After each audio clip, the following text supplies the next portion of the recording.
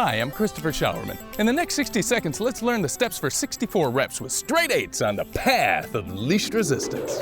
The key to uninterrupted straight eights is the ability to pass through your pick point, so clip your leashes between two swings, a sturdy overhead structure, or the post on either side of a fence gate. Start with your handles around your wrists and plank back into a set of 8 full body rows. Then step through the pick point while pulling your thumbs out of the handle to do 8 strapped push-ups.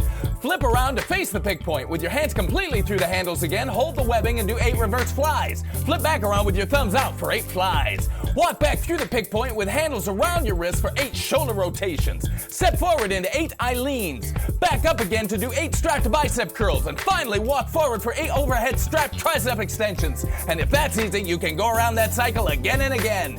Check your equipment before every workout. Have a training partner spot you, and always leave the gym nicer than you found it.